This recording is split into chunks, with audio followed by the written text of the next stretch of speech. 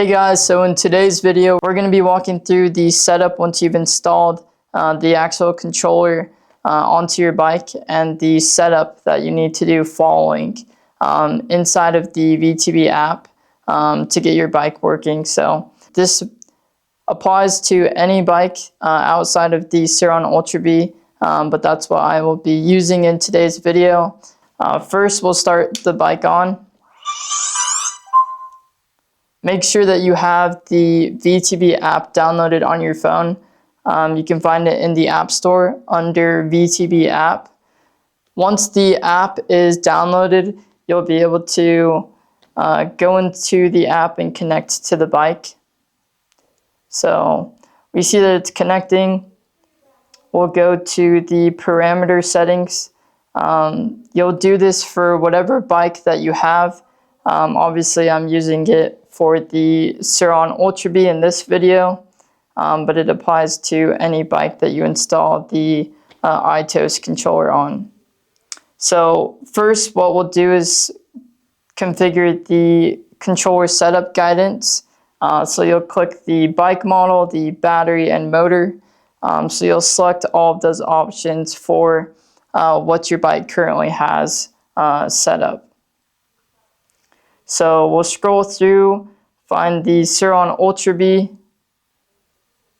and now inside of the app, you see the different batteries that you can pick from. Whether you're running a stock battery or an aftermarket option, you'll be able to find that inside of here. We see I'm running the Pegasus Ultra Bee battery inside of this Ultra Bee. We'll select that. And make sure that those settings are all correct and click save.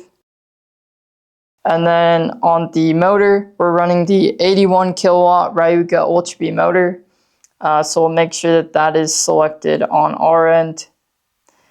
Make sure that the temperature sensor, Hall encoder sensor, that information is all correct inside of here. If that information is incorrect, you might have some errors occur, so double check the settings that you have on this page before clicking save. And once you have all of this information set up, what you can do is go through the calibration settings inside of the app. We'll first start with the motor calibration. So what you'll notice on the motor calibration, there is clockwise and counterclockwise. So now, however you have the connectors on the back of the Aetos controller, will determine how the rear wheel spins. So if you did it wrong, you don't have to completely take apart the controller or anything. Just select the other option.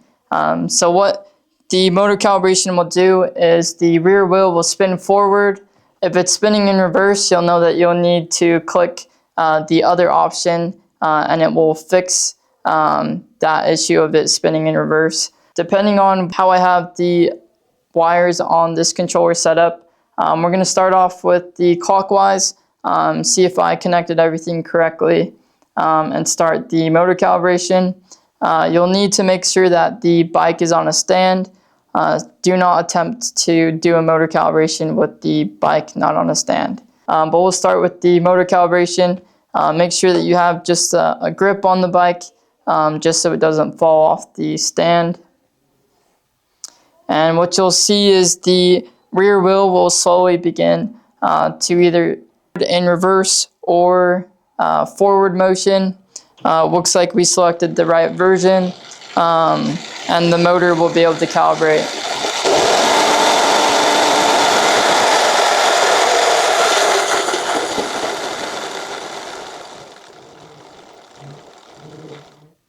So the motor calibration was successful.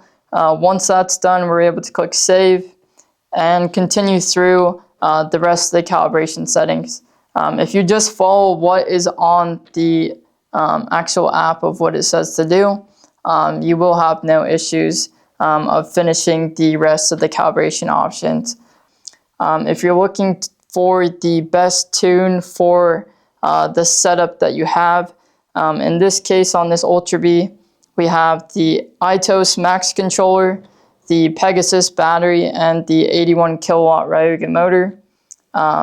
So depending on what type of racing or type of riding you like, you can set the modes to be similar to that type of riding. So you have speed target if you're looking for pure speed.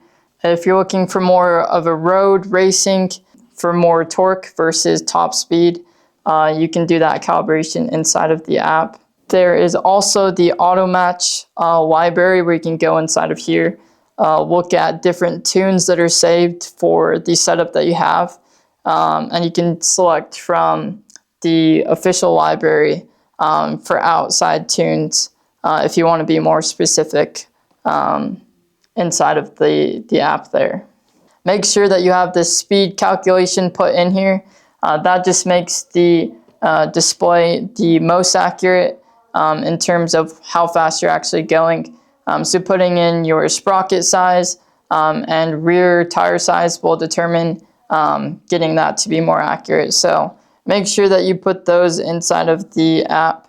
What you'll notice here, after you've already done the best tune and gone through all of that, you have your wheelie mode, and you can set the degrees of that wheelie angle percentage that you like to run the bike at. All the other settings you can take a look at. Most importantly, at the bottom are what most people are looking for. The brake sensor, stand sensor, and tilt sensor. I have all of these turned off. We use this bike as a race bike, so don't need those turned on. So that's how you access those.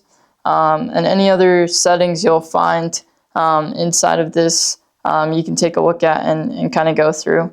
I can cover these settings in a different video, but the main settings that you'll need in setting up the bike that you have once you've installed the Ventus controller is all done in this controller setup guidance, and then the calibration settings and the best tune. So let me know if you have any questions. Be happy to answer those. But stay tuned for the next video. This will get everything that you need in order to get you riding your bike with the new controller.